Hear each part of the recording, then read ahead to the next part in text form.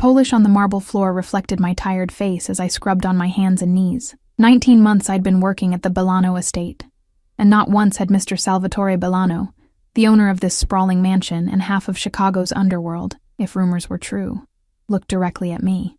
I was nothing but a shadow that moved through the halls, erasing fingerprints and dust before they had time to settle. Elena, the East Wing needs attention. Mrs. Conti, the head housekeeper, didn't wait for my response before clicking away in her sensible heels, the sound echoing through the cavernous foyer. I tucked a strand of brown hair behind my ear and gathered my cleaning supplies. The East Wing. That meant his wing, Mr. Bellano's private quarters. A flutter of anxiety rippled through my stomach. The staff whispered about him in hushed tones, about the men who entered his study and sometimes didn't leave, about the phone calls that came in the middle of the night, about the blood that occasionally stained his pristine white shirts. Not that I'd seen much of him. In my position, you learn to be invisible. You enter rooms backward, eyes down, and leave before anyone realizes you were there. You become furniture, useful but unnoticed. The East Wing was cooler than the rest of the house, quieter. The thick Persian rugs muffled my footsteps as I moved through the corridor toward his study. The door was ajar, and I hesitated. Rule number 1: never enter Mr. Bellano's study unless explicitly instructed. Rule number 2: if you must enter, knock, wait, and only proceed if granted permission. I raised my knuckles to rap against the heavy oak when I heard voices, angry, threatening voices. You think you can steal from me and just disappear? The voice was low, controlled, but laced with something dangerous. Mr. Bellano, I built you from nothing, Vincenzo. I gave you everything. Sal, please, another voice trembling, desperate. Don't sal me. You're alive right now only because I'm giving you one chance. 1. Bring me what you took, plus 20% by Friday. Otherwise, I'll visit your mother in Napoli myself. My hand froze mid-knock. I should leave. Now. But my body wouldn't move. My men will escort you out, Mr. Bellano continued. And Vincenzo? Don't make me look for you. Footsteps approached the door. Panic seized my chest. I backed away, but my cleaning cart betrayed me, rattling against the wall. The door swung open fully, and I found myself face to face with Salvatore Bellano himself. I'd seen him before, of course, from a distance, from the corners of rooms, through half-open doors, but never like this. Never close enough to notice that his eyes weren't simply brown, but amber, with flecks of gold that caught the light. Never close enough to smell the expensive cologne that clung to him. Sandalwood, and something sharper, more dangerous. Never close enough to feel the energy that radiated from him like heat from a flame. He was younger than most people assumed, maybe 35, with the kind of striking features that belonged on a Renaissance painting. Dark hair swept back from a strong forehead, a straight nose, full lips currently pressed into a hard line. And those eyes, those terrible, beautiful eyes, now fixed directly on me. Behind him stood a man with a bruised face and split lip, flanked by 2 broad-shouldered security men I recognized from the grounds. I'm sorry, sir, I stammered, lowering my gaze to the floor. I was just about to clean the... Wait. His voice cut through my apology like a knife. Not raising it, not even slightly, but with such authority that everything else in the world seemed to quiet. I froze, my heart hammering against my ribs. Had I heard too much? Was I about to disappear like those men the staff whispered about? Look at me, he commanded. I forced my eyes upward, meeting his gaze. Something flickered across his face. Curiosity, surprise. I couldn't tell. What's your name? He asked.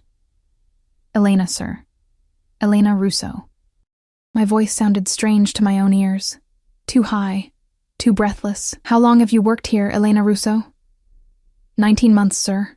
His eyebrows rose slightly. 19 months. He repeated the words like they were a puzzle he was solving. And I've never seen you before. One of the security men cleared his throat. Boss, we should... Mr. Bellano raised a hand, silencing him without breaking eye contact with me. Take him downstairs. I'll join you shortly. The men nodded, gripping the bruised man's arms and guiding him away. I should have been relieved to see them go, but somehow being alone with Salvatore Bellano was more terrifying. 19 months, he said again, his eyes moving over my face, my uniform, my hands still clutching a bottle of cleaning solution. How is that possible? I didn't know what to say. Should I apologize for being unmemorable? For doing my job too well? For becoming the ghost the position required? We're trained to be discreet, sir, I finally managed. To work without disturbing the household.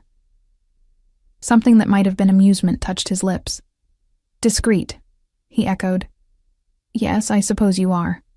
He stepped closer, and it took everything in me not to back away. Tell me, Elena Russo, what else have you seen while being discreet? My throat went dry. Nothing, sir. I just clean the rooms I'm assigned. And what did you hear just now, before I opened this door? The truth seemed safest. Something about someone stealing from you. About giving them until Friday. I swallowed hard.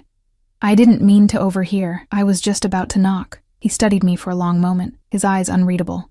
Do you know who I am, Elena? What I do? You're Mr. Bellano. You own this house. His mouth curved into something not quite a smile. Is that all? People say I hesitated. Things. What kind of things? My hands were trembling. I set the cleaning bottle down on my cart before I dropped it. That you're connected. Powerful. That people who cross you disappear. He didn't deny it. Instead, he reached out, and I flinched involuntarily, but all he did was take the damp cloth from my cart, examining it between his fingers as if it were some foreign object. Do you fear me, Elena Russo? Yes, I whispered, unable to lie with those eyes on me. He nodded, as if that were the correct answer, the only sensible one. Then he stepped back, returning to his study. You may clean the other rooms in this wing, not this one, not today. Relief washed over me. I was being dismissed, not disappeared. Yes, sir. Thank you, sir. I reached for my cart, eager to escape before he changed his mind. Elena? I froze. The things you hear while being discreet. Keep them to yourself. Always, sir. He gave me one last, lingering look before closing the door, and I released the breath I'd been holding. That night, I couldn't sleep. Every time I closed my eyes, I saw Salvatore Bellano's face, felt the weight of his gaze. Something had changed. I had been seen, and somehow, that felt more dangerous than remaining invisible. The next morning arrived with a pounding on my door. I shared a small apartment with 2 other maids, Lucia and Maya, in a building owned by the Bellano family, 10 minutes from the estate. The knocking came again, more insistent. Lucia groaned from her bed. Elena, make it stop. I stumbled to the door, still half asleep, and pulled it open to find Mrs. Conti standing there, her usually impeccable hair hastily pinned back, her face pale. Elena, get dressed. Now. What? Mr. Bellano has requested you, personally. Ice slid down my spine. For what? For his morning service. Apparently, he's decided you'll be his personal maid from now on. I stared at her, uncomprehending. But that's your job. A flash of irritation crossed her face. Not anymore. And Elena? Her voice dropped. Be careful. Mr. Bellano doesn't notice the help, until he does. She glanced over my shoulder at Lucia and Maya, who were now sitting up, listening. 20 minutes. The car will be waiting. After she left, Lucia and Maya bombarded me with questions I couldn't answer. Why me? What had I done? Had I spoken to him? Was I in trouble? I dressed in my best uniform with shaking hands, pinning my hair back severely, trying to return to invisibility, but it was too late for that. The car waiting downstairs wasn't the staff van, but a sleek black Bentley with tinted windows, a driver standing beside it. He opened the door without a word, and I slid into the leather back seat, my modest uniform suddenly feeling absurdly out of place. The Bellano estate looked different in the early morning light, more vulnerable somehow, the shadows not yet retreated to their corners. The driver led me not to the service entrance, but through the main doors, past the curious glances of security personnel who'd never bothered to look at me before. Mrs. Conti was waiting in the grand foyer, her lips pressed into a thin line. "Follow me. I'll show you what's expected." She led me through the house, rattling off instructions. Mr. Bolano rises at 6:30. His coffee. Black, 2 sugars, heated cup. I finished automatically. I'd prepared it countless times when filling in for other staff. She looked at me sharply. "Yes. His breakfast is prepared by Chef Marcus. You'll serve it in the morning room or his study, depending on his schedule. His suits are pressed by Mr. Vanucci on Thursdays, delivered Fridays." Mrs. Conti stopped walking. "You've been paying attention," I shrugged.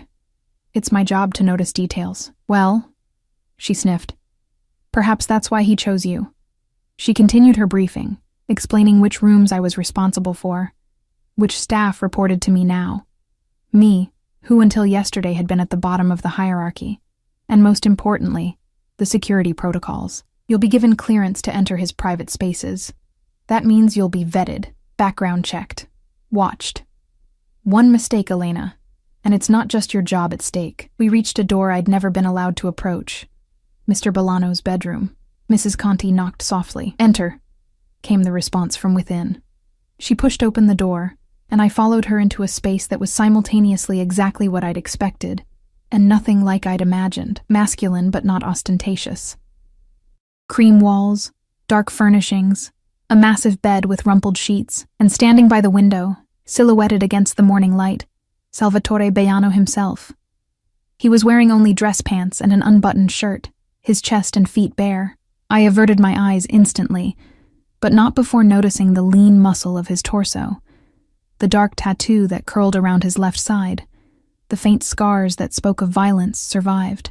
"Mrs. Conti," he acknowledged, "and Elena." He said my name differently than hers, with a slight emphasis I couldn't interpret. "I've briefed Ms. Russo on her new duties, sir," Mrs. Conti said, her tone professional but cooler than I'd ever heard her address him. "Thank you." He buttoned his shirt slowly, deliberately. "That will be all for now." Mrs. Conti hesitated. "Sir, perhaps I should stay for the first. That will be all," he repeated, and this time there was steel in his voice. She nodded stiffly and left, casting me one last unreadable glance before pulling the door shut behind her. And then I was alone with him. "Did you sleep well, Elena Russo?" he asked, moving to a mirror to fix his collar. "Yes, sir," I lied. His eyes met mine in the reflection. "Now, we both know that's not true." I said nothing, unsure how to respond. He turned to face me. "Your new position comes with certain adjustments. Higher pay, private quarters here in the East Wing, and absolute discretion." "Private quarters? But I have an apartment." "Had," he corrected. "Your things are being moved as we speak." The casual control over my life stole my breath. "Sir, I don't understand." "Why me?" He approached slowly, like a predator who knows its prey can't escape. When he stood before me, close enough that I could feel the heat radiating from his body, he reached out and tilted my chin up with one finger. "Because, Elena Russo, you've spent 19 months watching me. Now I want to watch you." A week passed in my new role as Salvatore Bolano's personal maid, and with each day, the weight of his attention grew heavier. Where once I had been invisible, now I felt his eyes following me constantly. When I arranged his breakfast tray, when I straightened his study, when I prepared his clothes for business meetings that sometimes stretched into the early hours of the morning. My quarters in the East Wing were luxurious by any standard, a spacious bedroom with an adjoining bathroom, all done in soft creams and blues that should have been soothing but somehow weren't. The windows overlooked the rose garden, and on clear nights, the Chicago skyline glittered in the distance like a false promise of escape. It was a beautiful cage, and with each passing day, I felt the bars closing in. "Elena." His voice came from the doorway of his study where I was dusting the bookshelves one afternoon. I hadn't heard him enter, a fact that made my heart skip with alarm. I was supposed to be aware of his movements at all times, to anticipate his needs before he voiced them. "Yes, Mr. Bolano." I turned, carefully schooling my features into the neutral expression I'd perfected. He leaned against the doorframe, his suit jacket discarded, sleeves rolled up to reveal strong forearms, an unexpected vulnerability in his usual armor. "You'll accompany me this evening." It wasn't a request. Nothing with Salvatore Bolano ever was. "Accompany you, sir?" I'm hosting a dinner. You'll attend to me personally. My stomach tightened. In the week I'd worked directly for him, I'd managed to avoid the other side of his life. The meetings with men whose eyes never settled, the hushed phone conversations in Italian that stopped when I entered a room. Until now, he'd kept me separate from that world, and I'd been grateful for the distance. Is that usual, sir? For household staff to serve at private dinners? Something flashed in his eyes, amusement, perhaps, or irritation at being questioned. Nothing about this arrangement is usual, Elena. Be ready at 8. Wear this. He pulled a garment bag from behind the door and laid it across his desk. After he left, I approached the bag with trepidation, unzipping it to reveal a dress that was definitely not a maid's uniform. Black, elegant, with a modest neckline, but a back that dipped dangerously low. Beside it was a shoebox containing heels that probably cost more than 3 months of my former salary. I closed the bag quickly, as if hiding evidence of a crime. At precisely 7:55 that evening, I stood before the mirror in my quarters, barely recognizing the woman who stared back. The dress fit perfectly, suspiciously so, as if someone had taken my measurements while I slept. My dark hair was swept up in a simple knot, exposing the vulnerable curve of my neck. The only jewelry I owned was a thin gold chain with a small cross that had belonged to my mother. I'd hesitated before putting it on, unsure if it belonged in this new version of myself, but ultimately decided I needed whatever protection it might offer. A knock at my door startled me. I expected Mrs. Conti or perhaps one of the security staff. Instead, Salvatore Bolano himself stood in the hallway, impeccable in a black suit that made his olive skin glow. His eyes traveled over me slowly, deliberately, and I fought the urge to cross my arms over my chest. "Good," he said simply. "Come." I followed him through corridors I'd cleaned but never walked as a guest, feeling the weight of stares from other staff members we passed. Their expressions ranged from curiosity to outright suspicion, and I couldn't blame them. What was Elena Russo, the invisible maid, doing dressed like this, walking beside the master of the house rather than 3 steps behind? The dining room had been transformed. The long mahogany table gleamed under soft lighting, set for 12 with the finest china and crystal, fresh flowers spilled from centerpieces, their sweet scent mingling with the aroma of expensive food being prepared in the kitchen. "Stand here," Mr. Bolano instructed, positioning me near his chair at the head of the table. "You'll serve only me tonight. Pour my wine, replace my plates, speak when spoken to, and listen carefully to everything said." I nodded, trying to understand what my real purpose was. This wasn't about pouring wine or replacing plates. Any server could do that. And Elena? His voice dropped lower. "Stay within my sight at all times." The guests began to arrive shortly after. Men in expensive suits with cold eyes, and women dripping in jewels who kissed Mr. Bolano's cheeks with practiced affection. I recognized some faces from newspapers and television, a city councilman, a judge, the owner of a chain of luxury hotels. Others I knew instinctively were like him, men who operated in the shadows of power. I poured wine, replaced plates, and listened as they discussed property developments, political campaigns, and shipments arriving at the harbor, conversations that danced around their true meanings with elegant euphemism. And all the while, I felt Salvatore Bolano's attention, even when he appeared absorbed in conversation with a platinum blonde seated to his right. "Your new girl is pretty, Sal," she remarked, gesturing to me with a manicured hand as I refilled her water glass. "Where did you find this one?" "She was here all along, Vanessa," he replied, his eyes meeting mine for a brief electric moment. "Some treasures hide in plain sight." The woman, Vanessa, laughed, a sound like breaking glass. "You always did have an eye for potential. Isn't that right, Adrian?" She directed this to a man seated across from her, handsome in a conventional way, with sharp features and sandy hair. He'd been watching me throughout the evening with an intensity that made my skin crawl. "Indeed," Adrian agreed, raising his glass in a mock toast to me. "Though I'm surprised you've put such a fresh face on display so soon, Salvatore. Aren't you concerned about contamination?" A chill swept through me at the word. I wasn't naive. I knew what these people were, what they did. But hearing myself discussed as if I were an object, a potential security risk, made it suddenly, terrifyingly real. Mr. Bolano's hand closed around his knife, his knuckles whitening slightly. Elena has my complete confidence. After what, a week? Adrian pressed, his smile never reaching his eyes. That's unusually trusting, even for you. Perhaps I've changed, Mr. Bolano replied, his voice light but undercut with warning. Or perhaps, Adrian continued, undeterred, you've found yourself distracted by a pretty face. It happens to the best of us. Remember Vincenzo? All it took was one beautiful woman, and suddenly he thought he could skim from your accounts. The table fell silent. I nearly dropped the wine bottle I was holding, remembering the bruised man from Mr. Bolano's study. Vincenzo, the thief. The temperature in the room seemed to drop 10 degrees. Elena, Mr. Bolano said quietly, would you fetch the special reserve from the cellar? The 1982. It was a dismissal, removing me from a conversation that was veering into dangerous territory. I nodded, grateful for the reprieve, and slipped from the dining room.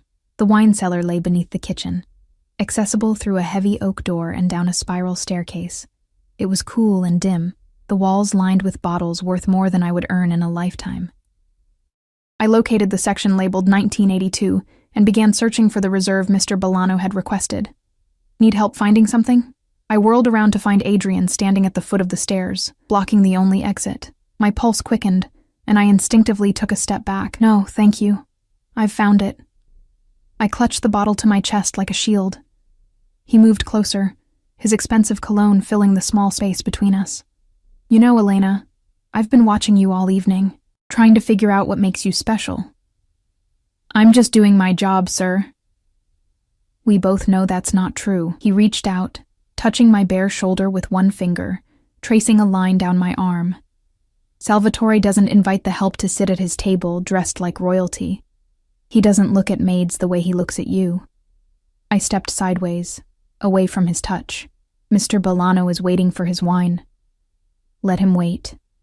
Adrian moved again, backing me against the wine racks. I'm curious what hold you have over him. What special talents you possess that captured his attention so completely. Please, step aside. My voice trembled, despite my efforts to keep it steady. What if I offered you more than he does?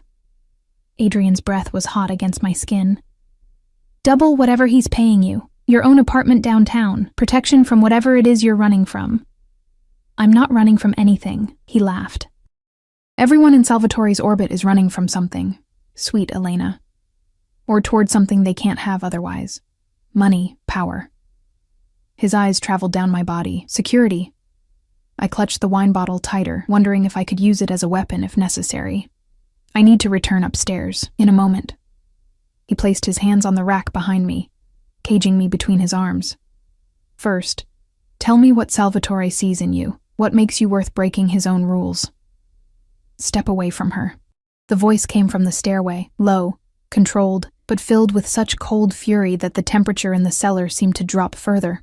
Salvatore Bellano stood at the foot of the stairs, his posture relaxed, but his eyes burning with a rage that made my blood freeze. Adrian straightened slowly, a smile playing at his lips as if this were all some amusing game. Sal, just getting acquainted with your new acquisition. Elena, come here. Mr. Bellano extended his hand, never taking his eyes off Adrian. I moved immediately, ducking under Adrian's arm and crossing to Mr. Bellano's side. His hand closed around mine, warm and steady. Go upstairs, he told me quietly. Tell Vanessa I'll be up shortly to continue our discussion about the harbor project. I hesitated. Sir. Now, Elena, the command in his voice brooked no argument. I climbed the stairs, glancing back once to see the two men facing each other in silent confrontation. At the top, I closed the door but remained beside it, my heart hammering against my ribs. I couldn't hear their words, only the low murmur of voices. Mr. Bolano's controlled, Adrian's increasingly defensive. 5 minutes later, the door opened, and Mr. Bolano emerged alone. His face was composed, but a muscle twitched in his jaw. He noticed me waiting and paused. I told you to go to the dining room, he said. but there was no anger in his voice, only a weary sort of resignation. I was concerned, I admitted. Something softened in his expression. He reached out, tucking a strand of hair behind my ear that had escaped during my encounter with Adrian. The gesture was startlingly intimate, his fingers lingering against my cheek longer than necessary. "You don't need to fear Adrian," he said. "Or anyone else in this house. Do you understand?" I nodded, though I wasn't sure I did understand. Not fully. "Where is he?" I asked, glancing at the cellar door, taking a moment to reconsider his approach to our business relationship. Mr. Bolano's voice was calm, but his eyes remained hard. "He'll join us shortly." Adrian did return to the table 10 minutes later. His earlier swagger diminished, a thin cut on his cheekbone that hadn't been there before. He avoided looking at me or Mr. Bolano for the remainder of the evening. As the dinner concluded and guests began to leave, Mr.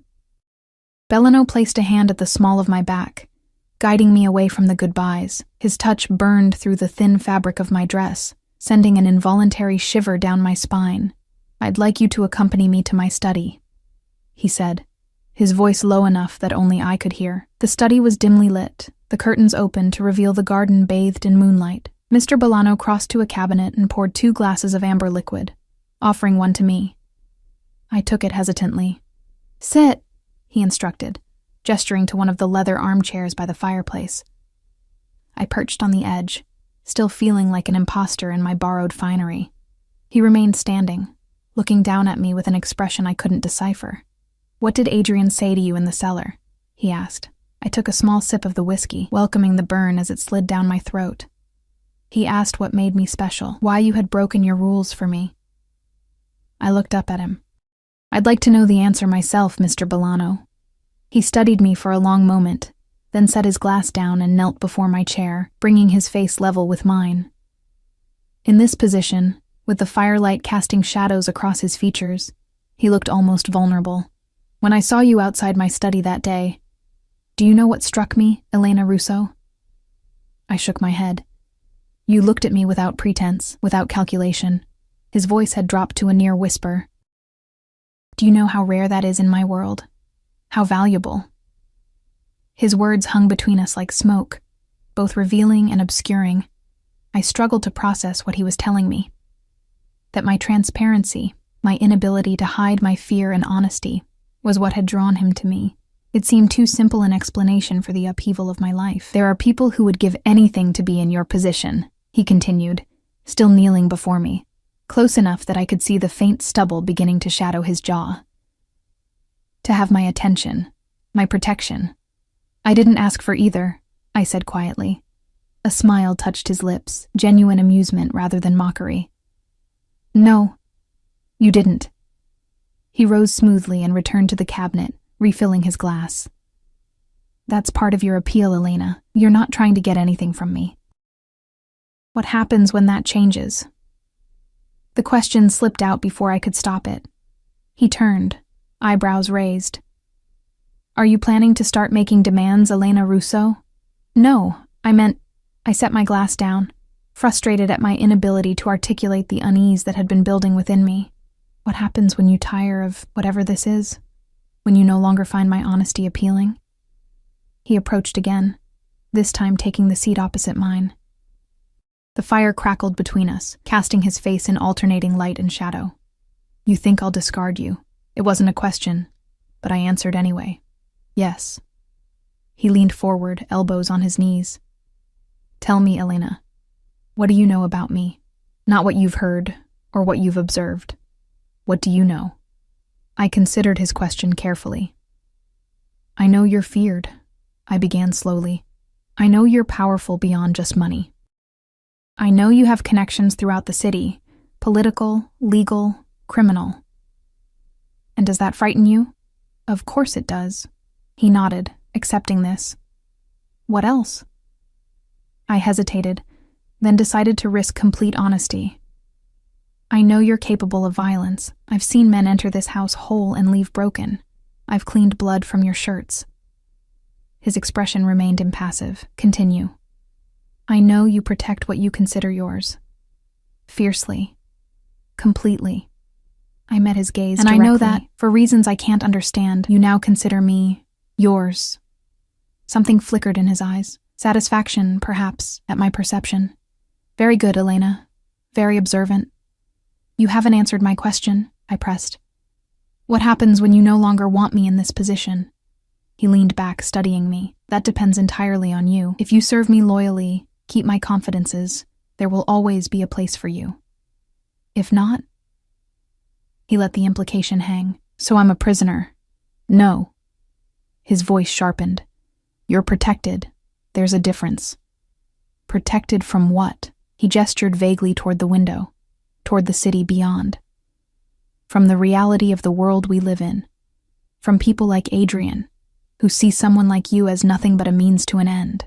His eyes locked with mine. I can arrange for you to leave this house tomorrow, Elena, with recommendations, money, a new identity if you wish. Is that what you want? The offer was unexpected, and I found myself genuinely considering it. Freedom. A return to anonymity, to safety. But something in his expression made me hesitate. There was a challenge there, yes, but also something else. Vulnerability, perhaps. The possibility that my answer mattered to him beyond the practical implications. No, I said finally. Not tomorrow. He nodded, satisfied, and rose. It's late. I'll escort you to your quarters. We walked in silence through the quiet corridors of the East Wing. At my door, he paused, his hand lightly touching my elbow. Good night, Elena Russo, he said, his voice softer than I'd ever heard it. Good night, Mr. Bellano. He turned to leave, then stopped. Salvatore, he said, without looking back.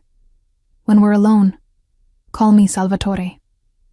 After he left, I stood in my room, still dressed in the elegant black gown he had provided, feeling the weight of the evening settle around me. Something had shifted between us. A boundary crossed, a door opened that couldn't be easily closed again. I slept fitfully that night, dreaming of cellars with no exits, and dinners where I was both server and served. When morning came, I returned to my duties with a strange new awareness of my position. Not quite staff, not quite equal, something undefined and dangerous. Days passed in a new routine. I continued to attend to Salvatore's personal needs, preparing his clothes, serving his meals, maintaining his private spaces. But now there were additional duties. I accompanied him to business dinners, always in dresses he selected, always standing just behind his chair, observing, listening. I attended meetings in his home study, serving coffee to men who regarded me with varying degrees of suspicion and interest. And through it all, I felt his eyes on me, tracking my movements, gauging my reactions, protecting me, yes, but also claiming me. The staff treated me differently now. Mrs. Conti was coldly professional, addressing me with a formality that bordered on hostility. The security team, previously indifferent to my existence, now nodded respectfully when I passed. The other maids, once my friends, avoided my gaze in the hallways. Only Giovanni, Salvatore's driver and bodyguard, showed me any warmth. A mountain of a man with surprisingly gentle eyes, he'd been with the Bellano family for decades, since Salvatore's father's time. He values loyalty above all else, Giovanni told me one afternoon as we waited in the car while Salvatore conducted business inside a downtown restaurant. His father taught him that. Family first, then those who prove themselves worthy of trust. And which am I? I asked. Family or other? Giovanni's eyes crinkled at the corners. That, little bird, is the question we're all asking. 3 weeks after my promotion, Salvatore informed me that we would be attending a charity gala at the Chicago Art Institute. It's a public event, he explained as I laid out his tuxedo. You'll need to be especially vigilant. I glanced up from straightening his cufflinks. Vigilant for what? Ears that shouldn't hear, eyes that watch too closely. He studied me. You'll need something appropriate to wear. I've arranged for a stylist to visit tomorrow. The stylist arrived with an entourage and dozens of gowns. I endured hours of fittings, the women discussing me as if I weren't present, debating colors and cuts that would please Mr. Bellano while remaining appropriately understated. They finally selected a deep burgundy gown with a high neck and open back. Simple but undeniably elegant. My hair was arranged in loose waves, my makeup subtle but enhancing. When I looked in the mirror, I barely recognized myself. Perfect, the lead stylist declared. feminine but not overtly sexual, elegant without drawing too much attention. I wondered when my appearance had become a strategic consideration, rather than a personal one. Salvatore was waiting at the foot of the grand staircase when I descended, his back to me as he checked his watch. He turned at the sound of my footsteps, and for a moment, just a moment, his carefully controlled expression faltered. Something raw and hungry flashed in his eyes before he mastered himself. "Acceptable," he said, offering his arm. The gala was a kaleidoscope of Chicago's elite, politicians, business leaders, old money and new, all mingling beneath the soaring ceilings of the Art Institute. I stayed close to Salvatore's side, accepting introductions with a practiced smile, and the minimal responses I'd learned were expected of me. "Senator Williams, may I present Elena Russo, my personal assistant, Mrs. Montgomery. This is Elena, a valued member of my household." Never quite a lie, never quite the truth. I existed in the liminal space between staff and companion, a position designed to both display me and render me invisible when necessary. "Salvatore Bolano," a voice called as we circulated through the grand gallery. "I was wondering if you'd grace us with your presence tonight." The woman who approached was striking, tall, with auburn hair swept into an elegant updo, wearing a gown that probably cost more than my family's house had. There was a familiarity in the way she touched Salvatore's arm, in the smile that curved her red lips. "Sophia," Salvatore acknowledged, kissing her cheeks. "You look ravishing as always." "And you look exactly the same," she laughed. "Dangerously handsome and utterly unattainable." Her gaze shifted to me, assessing. Or perhaps not so unattainable after all. Salvatore's hand came to rest at the small of my back, a gesture that had become familiar but still sent heat coursing through me. "Elena Russo, may I introduce Sophia Ricci, an old friend." The way Sophia's eyebrows rose at the word friend told me there had been more to their relationship. "Charmed," she said, extending a hand adorned with a diamond that caught the light with every movement. "How long have you been with Salvatore, Elena?" Before I could answer, Salvatore interjected. "Elena has been an invaluable addition to my household." His tone made it clear the subject was closed. Sophia's smile never faltered, but her eyes hardened slightly. "Well, you always did have excellent taste." She turned back to Salvatore. "I heard about the situation with Adrian Kovac. Such a shame when partnerships dissolve so contentiously." Salvatore's posture stiffened almost imperceptibly. "Business is business, Sophia. You know how it is." "I do indeed." She glanced at me again, though some matters blur the line between business and pleasure. A server passed with champagne, and Salvatore deftly plucked 2 glasses, handing one to me. "If you'll excuse us, Sophia," the mayor was hoping for a word. As we moved away, I took a sip of champagne to steady my nerves. "Who is she really?" I asked quietly. "Exactly who I said, an old friend." His jaw was tight, his eyes scanning the room rather than meeting mine. "She seemed to know a lot about your business." "Sophia knows a little about a lot of things. It makes her dangerous in certain circles." His hand at my back guided me toward a quieter corner of the gallery. "She's also the daughter of Marco Ricci." The name meant nothing to me, and my confusion must have shown. "Marco controls most of the north side," Salvatore explained.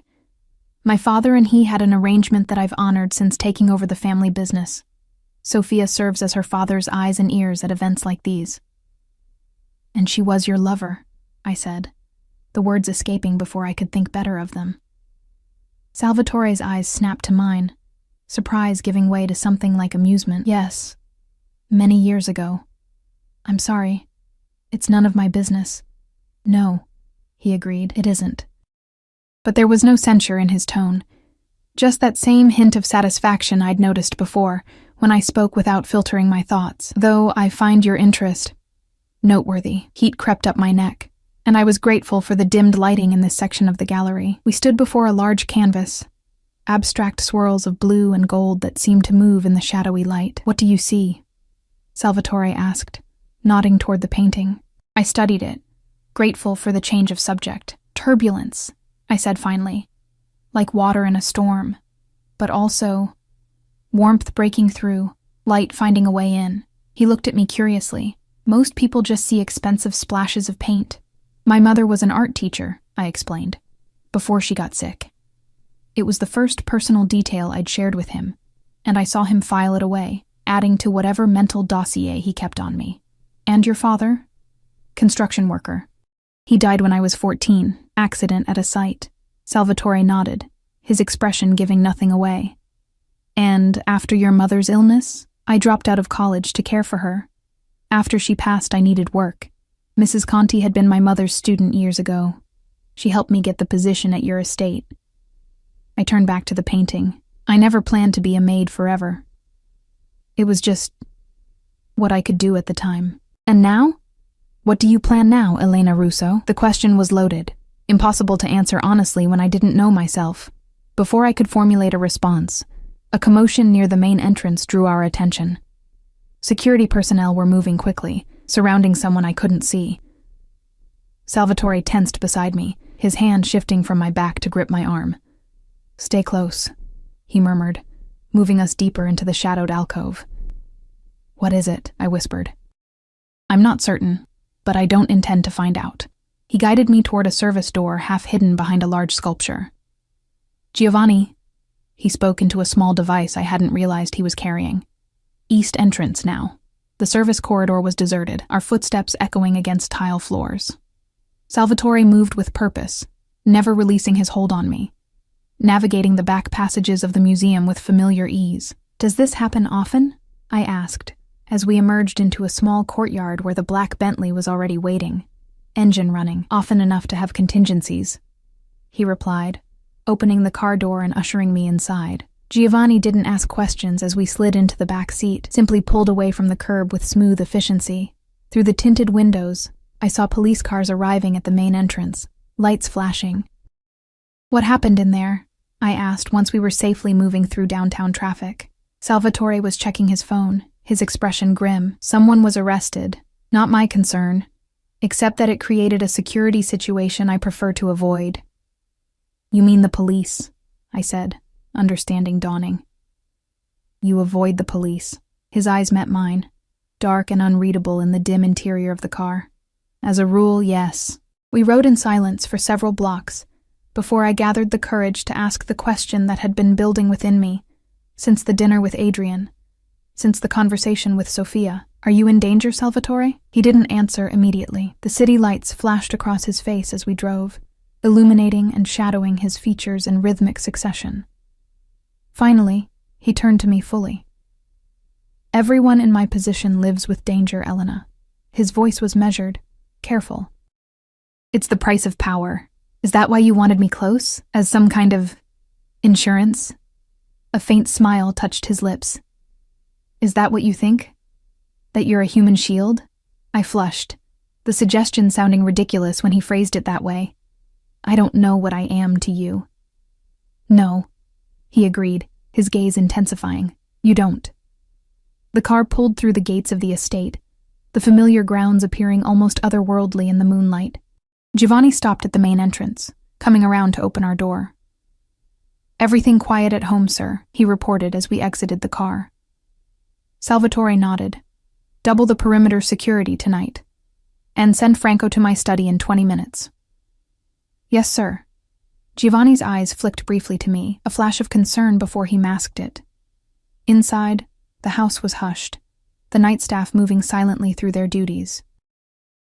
Salvatore led me not toward my quarters, but to his study, closing the door behind us with a soft click that somehow sounded definitive. Sit, he instructed, gesturing to the leather couch along one wall as he crossed to the bar cart. I perched on the edge of the couch, still in my gala finery, watching as he poured 2 glasses of what looked like bourbon. He handed me one before taking a seat beside me, close enough that I could feel the heat radiating from his body but not touching me. You asked if you were insurance, he began, swirling the amber liquid in his glass. You're not. If anything, your presence in my life has created new vulnerabilities. The admission surprised me. Then why? Because I want you here, he cut in, his voice rough with an emotion I couldn't name. Because from the moment I saw you outside this study, with your cleaning cart and your terrified eyes that still managed to look directly at me, I knew I needed to keep you close. Need, I repeated, the word hanging in the air between us. Not want. His eyes darkened, both. He reached out, his fingers brushing my cheek with unexpected gentleness. I should have pulled away. Every instinct for self-preservation screamed at me to maintain distance. Instead, I found myself leaning into his touch, my body betraying my better judgment. "You're afraid of me," he murmured, but not only afraid. The truth of his words burned through me. Yes, I feared Salvatore Bellano, his power, his darkness, the violence I knew he was capable of. But there was more. A pull toward him I couldn't explain or justify, an awareness that had been growing since that first moment outside his study. "You should send me away," I whispered, even as I remained perfectly still under his touch. "Somewhere far from Chicago, from your enemies, from you." "Is that what you want, Elena?" "No." The admission fell from my lips before I could stop it, honest and damning. Something fierce and possessive flashed in his eyes. His hand slid from my cheek to the nape of my neck, fingers tangling in my hair as he drew me closer. "Tell me to stop," he said, his breath warm against my lips. I said nothing. His mouth claimed mine with restrained hunger, as if he were holding himself back, afraid of frightening me. The kiss was gentler than I had imagined, and yes, I had imagined it, in the dark of night when I could admit such dangerous thoughts. His lips moved over mine with careful precision, tasting, testing, seeking permission for more. I had never been kissed like this, like I was something precious and rare, something to be savored rather than consumed. My hands found their way to his shoulders, feeling the solid strength beneath fine wool. A sharp knock at the door broke the moment. Salvatore drew back slowly, his eyes never leaving mine as he called, "Enter." I tried to pull away completely, but his hand on my waist held me in place as Franco, his head of security, stepped into the room. If the man was surprised to find his boss intimately positioned with the household maid, he gave no indication. "Sir," Franco began, his eyes fixed somewhere over our heads, "we've confirmed the situation at the gala. FBI arrested Councilman Davis on corruption charges. They were specifically targeting him, but they're questioning everyone he spoke with tonight." "Were we seen leaving?" Salvatore asked, his thumb tracing small circles on my hip, a distracting contrast to the serious conversation. "No, sir. Clean exit. But there's something else." Franco hesitated. "Vincenzo Rossi was picked up an hour ago. Rumor is he's talking." Salvatore stiffened beside me. "About?" "Everything, potentially. He's desperate, sir. After failing to deliver what he owed you." I remembered the bruised man from weeks ago. Vincenzo, who had stolen from Salvatore, who had been given until Friday to make amends. "Keep me updated," Salvatore said, his voice gone cold. "And Franco, make sure our friends in the department understand the importance of discretion." "Already handled, sir." After Franco left, Salvatore remained silent for a long moment, his expression distant, calculating. I could almost see him weighing options, considering scenarios, planning moves and countermoves like a chess master. "You should go to your room," he said finally, his voice neutral, all traces of our earlier intimacy erased. "Lock the door. Stay there until I come for you. Salvatore." "Now, Elena." There was no room for argument in his tone. I rose, smoothing my gown with shaking hands. At the door, I paused. "Will you tell me what's happening?" He looked up, his face a mask of control. "When I can." I spent the night in tense solitude, changing from my gown into a simple nightdress, pacing the confines of my luxurious prison. Through my window, I could see increased security patrolling the grounds, dark figures moving with purpose through the shadowed gardens. Dawn broke with no word from Salvatore. I showered and dressed in my regular uniform, uncertain what the day would bring, but needing the comfort of routine. As I pinned my hair back, a knock came at my door. It was Giovanni, his usually jovial face grave. "Mr. Bellano requests your presence in the garage, immediately." "The garage?" I frowned. Is something wrong? Pack a small bag, Giovanni instructed instead of answering. Essentials only. I'll wait in the hall. My heart raced as I threw clothing and toiletries into a duffel bag. Was I being sent away? Had the kiss been a mistake he now regretted? Or was this connected to whatever threat Franco had reported? The garage was a cavernous space beneath the mansion, housing Salvatore's collection of luxury vehicles.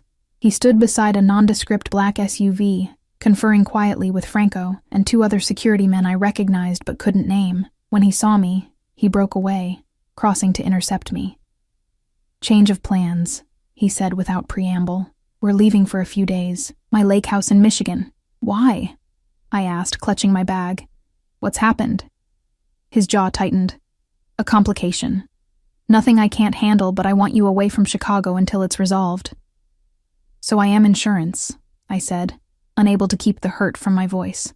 Salvatore took my arm, guiding me away from the others. You're a target, he said, his voice low and intense. Vincenzo has been feeding the FBI information, true and false, trying to save himself. Your name came up. A cold weight settled in my stomach. My name? Why would he even know who I am? Because Adrian told him. Salvatore's expression darkened. After our dinner, Adrian suggested to several people that you might be more than just staff to me, that you might have influence. I don't understand, I said, though a terrible suspicion was forming. They think you could be leveraged against me. Salvatore's hands came up to frame my face. And they're right. The admission hung between us, both a declaration and a warning. I had become his vulnerability, exactly what he'd said in his study. And now we were both paying the price. I'm sorry, I whispered. Don't be. His thumb brushed my lower lip. Just stay close to me. Do exactly as I say. Can you do that, Elena? I nodded, unable to speak past the tightness in my throat. The drive to Michigan took just under 3 hours. Giovanni at the wheel, Franco riding shotgun, and 2 more security vehicles following at a discreet distance. Salvatore spent most of the journey on the phone, speaking in rapid Italian that I couldn't follow, occasionally switching to English for technical discussions of accounts and property holdings. I gazed out the window as urban sprawl gave way to rolling countryside and finally the coastal beauty of Lake Michigan, trying to process how completely my life had changed in the span of weeks. From invisible maid to... what? Asset? Liability? Something more personal that neither of us had named? The lake house proved to be a misnomer. What awaited us was a modern mansion of glass and stone perched on a cliff overlooking the water, surrounded by acres of private forest. Security features were discreetly integrated into the design. Cameras disguised as lighting fixtures, reinforced windows that probably weren't just for withstanding storms. A gatehouse with a guard already stationed. Welcome to Bolano Point, Giovanni announced as we pulled into a circular drive. The quietest place on the lake. Inside, the house was all clean lines and minimal furnishing. The focus clearly on the spectacular views visible through floor-to-ceiling windows. A housekeeper greeted us, an older woman who eyed me with open curiosity but said nothing as Salvatore instructed her to prepare lunch. I'll show you to your room, he said, taking my bag. The staff here is minimal but trustworthy. Maria handles the house. There are 2 groundskeepers who double as security, plus Giovanni and Franco who will stay while we're here. I followed him up a floating staircase to the 2nd floor, where a hallway of closed doors awaited. He opened one near the end, revealing a spacious bedroom with its own private balcony overlooking the lake.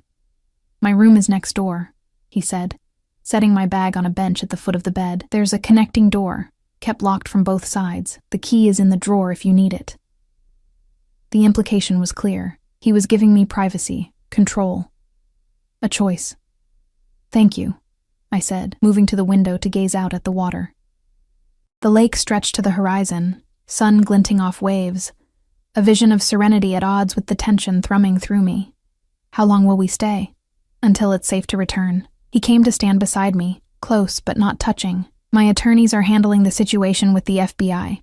Vincenzo's credibility is minimal, but they're obligated to follow every lead. And what about your business? Your other concerns?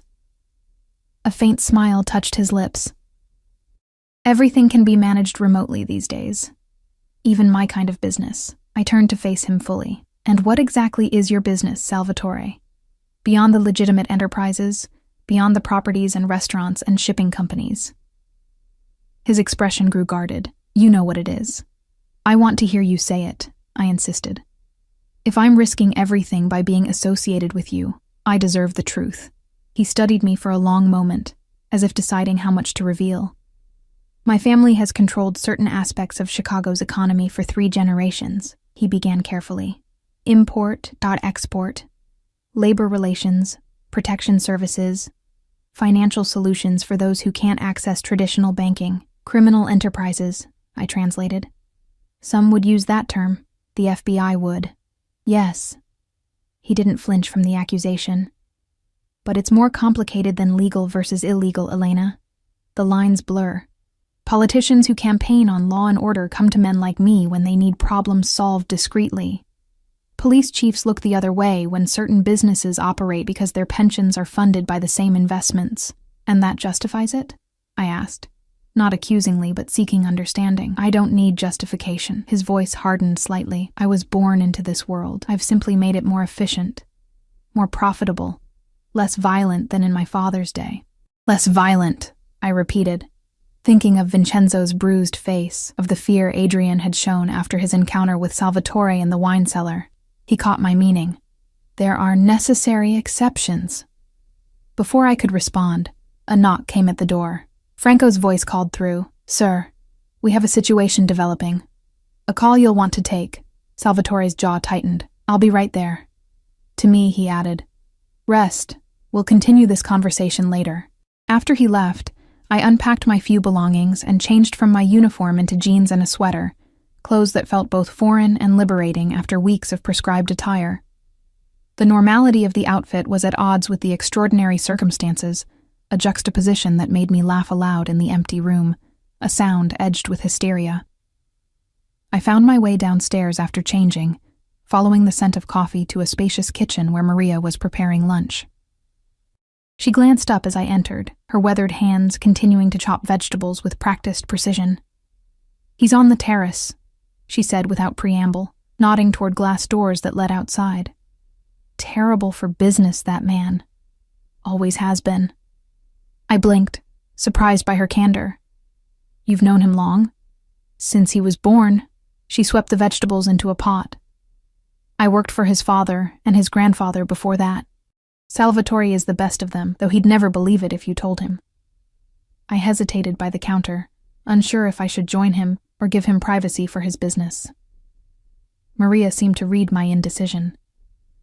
He'll want you there, she said, pouring coffee into a mug and handing it to me. He doesn't bring people here. Not personal guests, anyway. The terrace stretched along the back of the house, a stone expanse furnished with comfortable seating areas and an outdoor kitchen. Salvatore stood at the railing, his back to me, phone pressed to his ear. The autumn wind off the lake ruffled his hair, the only part of him that seemed affected by the elements. Don't care what they're offering him, he was saying, voice tight with controlled anger. Remind Vincenzo what happened to the Moretti family when they decided to cooperate. I froze, coffee mug halfway to my lips. Salvatore must have sensed my presence because he turned, eyes locking with mine. For a moment, something like shame crossed his features before the mask of control returned. Handle it, he said into the phone before hanging up. He slipped the device into his pocket and crossed to where I stood. You heard that, he stated rather than asked. I nodded, unable to lie. The Moretti family? Salvatore sighed, guiding me to a seating area sheltered from the worst of the wind. A competing organization from 10 years ago. They made some poor decisions. Did you kill them? The question was blunt, but we were beyond delicate phrasing. No. He sat opposite me, his posture relaxed despite the tension in his eyes. They were relocated to South America with new identities. My father would have had them killed. I found an alternative. Relief washed through me, quickly tempered by realism. But you wanted Vincenzo to think they were killed. A wry smile touched his lips. Perception is a powerful tool, Elena. Fear prevents more violence than it causes, when managed correctly. We sat in silence for a moment. the crash of waves against the cliff below filling the space between us. "Why did you bring me here?" I finally asked, the question that had been burning within me since we'd left Chicago. "If I'm a liability, wouldn't it be safer to distance yourself from me?" "Safer for whom?" He leaned forward, elbows on his knees. "I told you before, you've become a vulnerability for me. My enemies know it. Which means keeping you safe is now my priority. Because I'm useful to you?" His expression darkened. "Because I care what happens to you, Elena. More than is wise. More than I've cared about anyone in a very long time." The admission hung in the air between us, weighted with implications neither of us fully understood. I'd known there was something beyond professional interest, beyond even physical attraction. But this suggested depths I wasn't sure either of us was ready to explore. "I don't fit in your world," I said softly. "No," he agreed, "you don't. You're untouched by it. Uncorrupted." His gaze held mine, intense and uncompromising. "That's precisely why I want you in it." Maria called us for lunch, interrupting the moment. We ate on the terrace despite the chill. A simple but exquisite meal that neither of us fully appreciated, both too preoccupied with unspoken thoughts. That night, I found myself unable to sleep, the day's revelations churning in my mind. I stepped onto my private balcony, the cool air raising goosebumps on my skin. The lake stretched before me, a vast darkness broken only by the reflected light of a nearly full moon. Below, I could make out the silhouettes of security personnel patrolling the grounds. A golden rectangle of light appeared to my right as the balcony door of the adjacent room opened. Salvatore stepped out, now in casual clothes, dark jeans and a black sweater that made him look younger, more approachable. "You should be sleeping," he said, his voice carrying easily in the night stillness. "So should you." He smiled faintly. "Sleep and I have a complicated relationship." Guilty conscience? The words slipped out before I could stop them. To my surprise, he laughed, a genuine sound I'd rarely heard from him. Among other things, he gestured to the divider between our balconies. "May I join you?" I nodded, and he easily stepped over the short partition, closing the distance between us. "Any updates on the situation in Chicago?" I asked as he came to stand beside me at the railing. "Vincenzo is being more cooperative with my people than with the FBI," he said, satisfaction evident in his tone. "He'll recant his statements about you tomorrow, claim he was confused, trying to create leverage." Relief flooded through me. "So we can go back?" Salvatore turned to face me fully, his expression serious in the moonlight. "Is that what you want? To return to Chicago, to the estate, to your role as my personal maid?" The question caught me off guard. I don't know. "Because things can't go back to the way they were, Elena." He reached out, his fingers brushing a strand of hair from my face. "Not after this. Not after what's happened between us." My heart raced at his touch. "And what exactly has happened between us, Salvatore?" Instead of answering with words, he drew me to him, his mouth finding mine with less restraint than our first kiss in his study. This time, there was hunger, need, a claiming that sent heat spiraling through me. My arms wrapped around his neck as his hands spanned my waist, pulling me flush against him. When we finally broke apart, both breathing heavily, he rested his forehead against mine. "That," he murmured, "that has happened. And more, if you'll allow it." "And if I don't?" I whispered, needing to know where the boundaries lay. He pulled back slightly, his eyes searching mine. "Then I'll respect your decision, arrange for your safety elsewhere, set you up with a new life, far from Chicago, far from me." The offer was genuine. I could see it in his expression, feel it in the way his hands loosened their hold, already preparing to let me go if that was my choice. In that moment, I realized the true power I held. Not influence over his business or his decisions, but over his heart. A power I had never sought, but now found myself unwilling to relinquish. I reached up, tracing the line of his jaw with trembling fingers. "I don't want a new life far from you." His eyes darkened with desire, and something deeper, more profound. "Elena." A sharp knock at my bedroom door interrupted the moment. Salvatore tensed, instantly alert. "Mr. Bolano?" Giovanni's voice called urgently. "Sir?" "We have a situation." Salvatore moved quickly, crossing to the door and opening it to reveal Giovanni, expression grim. "Security detected a boat approaching from the south," he reported. "No lights, moving fast." "How many?" Salvatore asked. All traces of tenderness gone, replaced by cold efficiency. "Thermal shows 3, maybe 4, armed. Get Elena to the safe room," Salvatore instructed. "Now." "Salvatore, wait," I began, but he cut me off with a look. "Trust me," he said simply. Giovanni led me through the house to what appeared to be a wine cellar, but pressing a hidden panel revealed a reinforced door leading to a windowless room equipped with monitors showing security feeds from around the property. "You'll be safe here," Giovanni assured me. "The room is designed to withstand virtually anything." "And Salvatore?" I asked, watching the monitors with growing alarm as dark figures approached the shoreline below the house. Giovanni's expression softened. "He's survived worse, signorina. Far worse. Left alone, I watched the security feeds with my heart in my throat. Men in dark clothing moved up from the shore, weapons visible in the night vision cameras. Salvatore and his security team positioned themselves strategically throughout the house and grounds. The volume was muted, but I could see Salvatore giving orders, his face set with deadly determination.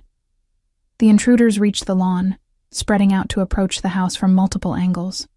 On one screen, I saw Franco intercept the first man, a brief struggle ending with the intruder on the ground. Another screen showed Salvatore himself confronting 2 men, moving with a lethal grace I had never witnessed before. There was no hesitation in his actions, no restraint. This was the man his enemies feared, the man who controlled Chicago's underworld through force when necessary. The confrontation was over in minutes. The intruders subdued, Salvatore conferring with Franco, gesturing toward the boat. I couldn't hear their conversation, but the grim satisfaction on Salvatore's face told me enough. The door to the safe room opened an hour later, revealing Salvatore. He had changed clothes, but I could see a darkening bruise on his cheekbone, a small cut at the corner of his lip. "It's over," he said simply. "You can come out now." I rose on shaky legs. Who were they? Adrian's men. He held out his hand to me. "A misguided attempt to acquire leverage. To kidnap me," I translated, placing my hand in his. "Yes." The single word contained a universe of cold fury. "And now?" "Now, Adrian understands the consequences of such ambitions." Salvatore led me back upstairs to the main level of the house, where evidence of the confrontation had already been erased.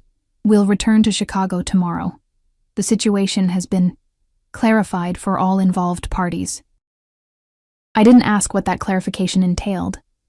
Some details were better left unspoken.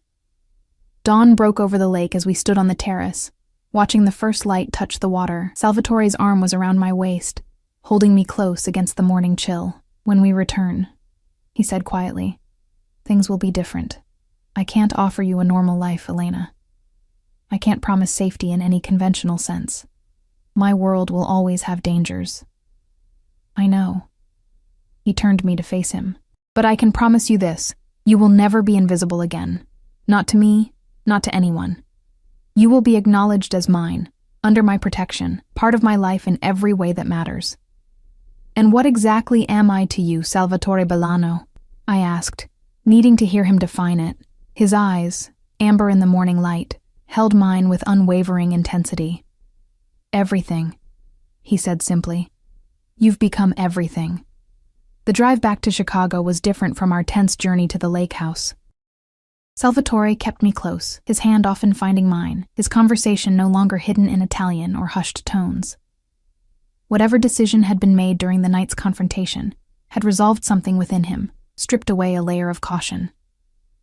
As the Chicago skyline appeared on the horizon, I felt a strange mixture of trepidation and anticipation. We were returning to his world, to the estate, to his business, to the realities of who he was and what he did. But we were returning changed, the dynamic between us transformed. The estate looked exactly as we had left it. The staff lined up to greet us with the same deference they always showed, but their eyes now tracked me differently as I walked beside Salvatore rather than behind him, his hand at the small of my back, guiding rather than directing. Mrs. Conti approached with a tight smile. Welcome back, Mr. Bolano. Your study has been prepared as requested and— Thank you, Mrs. Conti, Salvatore interrupted. Please have Elena's belongings moved from the East Wing staff quarters to the master suite. A shocked silence followed his instruction. Mrs. Conti's eyes widened fractionally before her professional mask slipped back into place. Of course, sir. Right away. As we entered the mansion, Salvatore drew me aside in the grand foyer, unconcerned with the staff still within earshot. I meant what I said at the lake house, Elena. You'll never be invisible again. His voice carried, ensuring everyone heard his next words. This is your home now, not as staff, but as the woman I've chosen to stand beside me. The declaration echoed through the marble hall, reaching every ear, eliminating any ambiguity about my position. I should have felt exposed, vulnerable under the stares of those who had once been my colleagues. Instead, I felt a strange new power, not derived from Salvatore's authority, but from the knowledge that I had seen beneath his carefully controlled exterior and chosen to remain despite everything I knew. Are you sure? I asked quietly. One last chance for him to reconsider the public acknowledgement. His answer was to draw me into his arms, his kiss leaving no doubt in anyone's mind about our relationship. When he pulled back, his eyes held a promise I had never expected to find in my life as an invisible maid. I've never been more certain of anything, Salvatore Bolano said, the man who had broken every rule for me. And I, Elena Russo, who had once cleaned the shadows of his world, stepped fully into the light of it, eyes open, heart resolved, no longer invisible, but seen completely by the one man who had looked past my uniform to the woman beneath.